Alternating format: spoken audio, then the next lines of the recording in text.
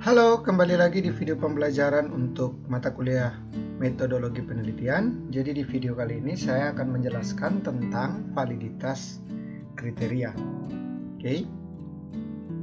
Apa itu validitas kriteria? Nah, validitas kriteria adalah validitas yang digunakan apabila skor tes dihubungkan dengan sebuah kriteria tertentu. Jadi, dalam hal ini ada dua skor tes yang dihubungkan, atau skor tes dihubungkan dengan sebuah skor dari kriteria yang berlainan.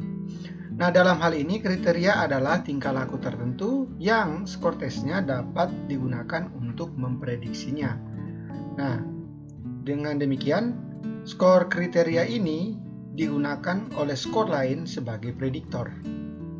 Nah, lebih lanjut, validitas ini menekankan hubungan antar skor instrumen tes dengan kriteria yang di luar dari skor tersebut.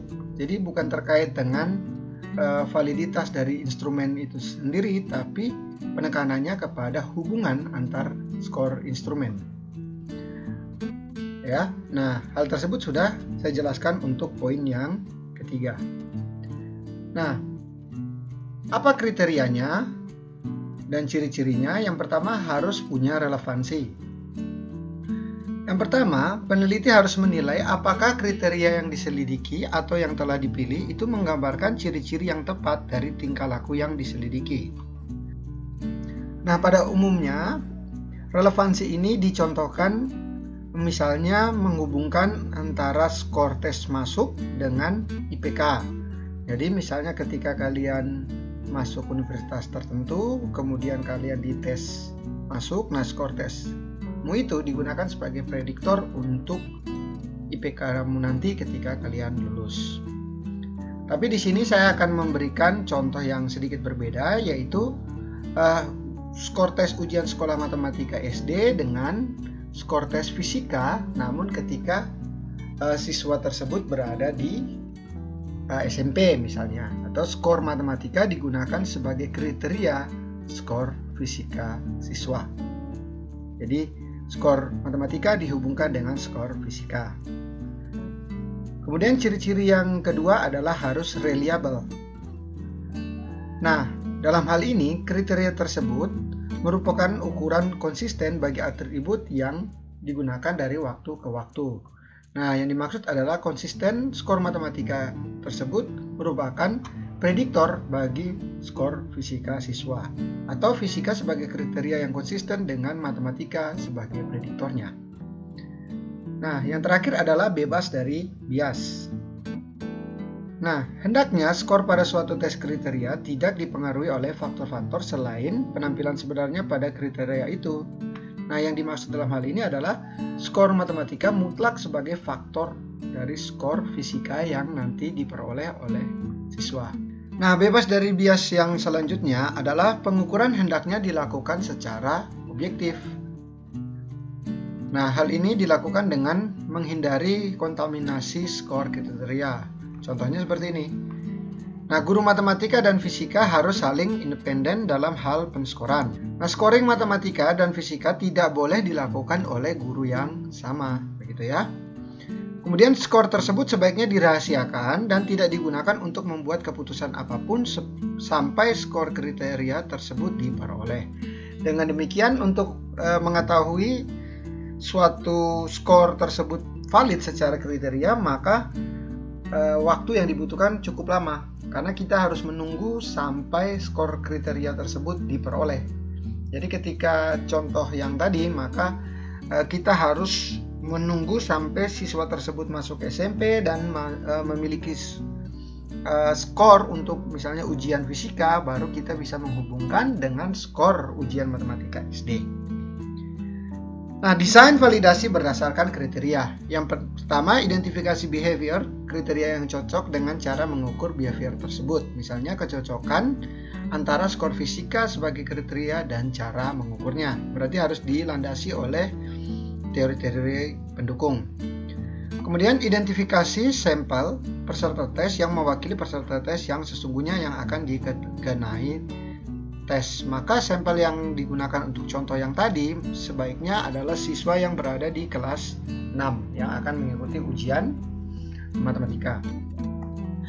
Kemudian selenggarakan tes dan kita harus menyimpan skor peserta tes tersebut.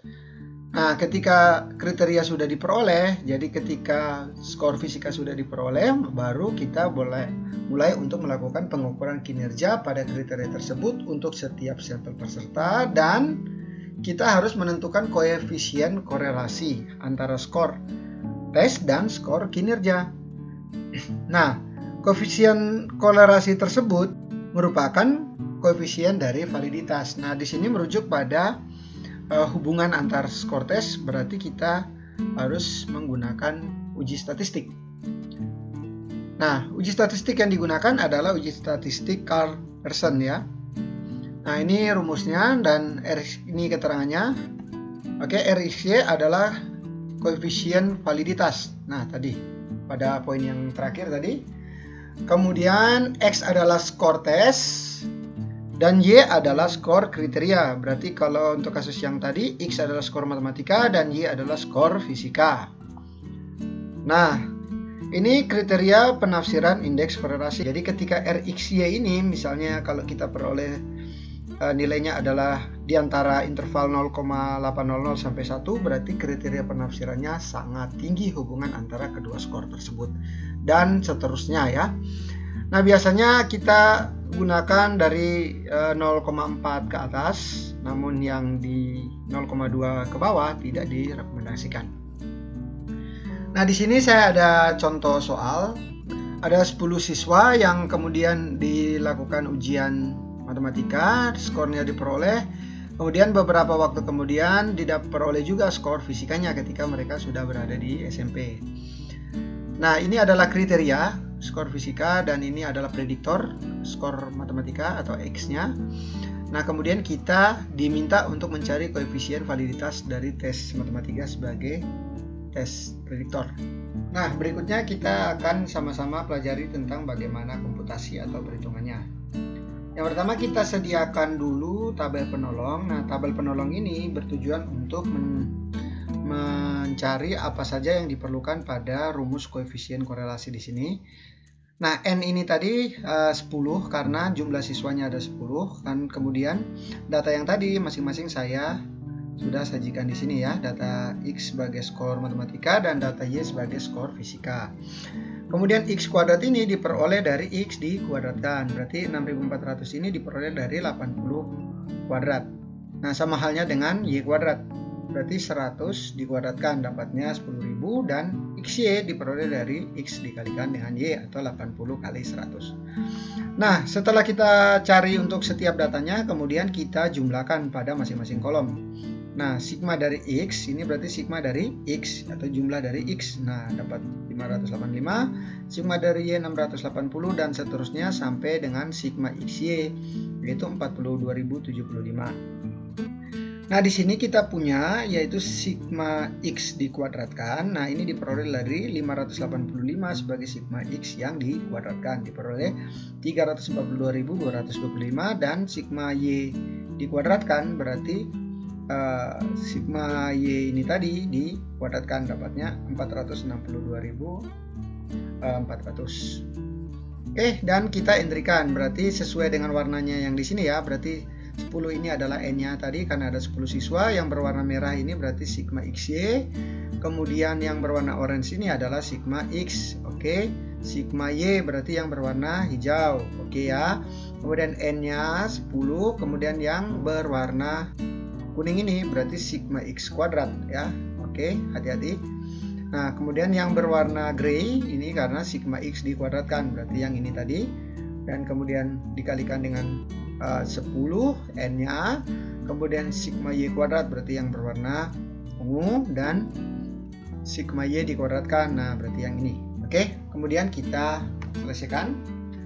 Nah, utamakan kita kalikan dulu, berarti ini dikalikan ini, 10 dikalikan 42.075, kemudian 585 dikalikan dengan 680, dapatnya ini.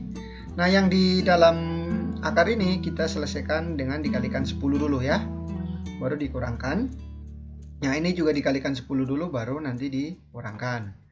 Oke, sehingga diperoleh untuk pembilangnya ini, ya, hasilnya adalah 22.950, dan yang di dalam tanda akar ini dikurangi ini dapatnya 15.025, dan ini dikurangi ini dapatnya 39.100. Nah, selanjutnya kita selesaikan dulu yang di dalam akar. Nah, dikalikan dulu dapatnya ini. Setelah kita kalikan baru kita akarkan. Nah, dapatnya ini. Nah, ketika kita bagikan pembilang dan penyebut, kita peroleh koefisien korelasi. Nah, koefisien korelasinya adalah 0,946. Nah, setelah kita peroleh koefisien korelasinya, kemudian kita harus melihat, ya, kita melihat indeks korelasi dan kriterianya. Berarti indeks korelasinya ini masuk pada interval pertama, ya, karena dia nilai ini berada di antara 0,800 sampai dengan 1.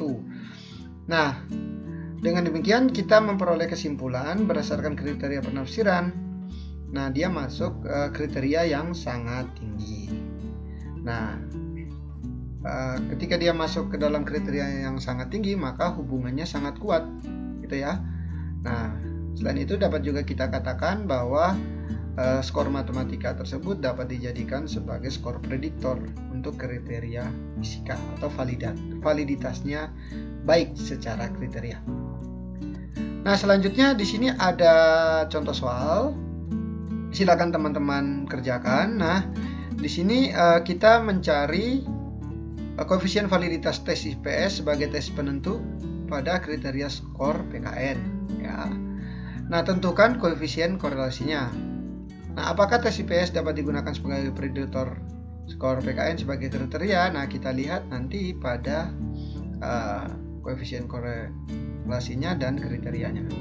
Tadi, kemudian kalian harus melengkapi materi presentasinya, dan ketika ada yang kurang silakan dilengkapi dan presentasikan, dan usahakan dosenmu dan semua teman-temanmu paham dengan apa yang dipresentasikan dan disiapkan oleh kalian.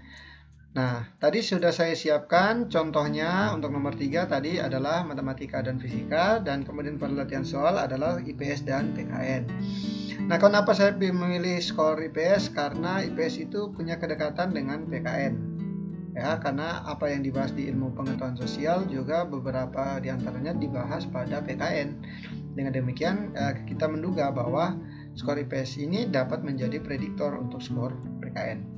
Nah, coba tentukan variabel X dan Y yang lain, skornya yang dapat digunakan sebagai prediktor untuk validitas kriteria. Nah, mungkin itu saja yang saya jelaskan. Nah, jika ada pertanyaan silakan ditanyakan. Tetap semangat, tetap kerja keras, Tuhan memberkati.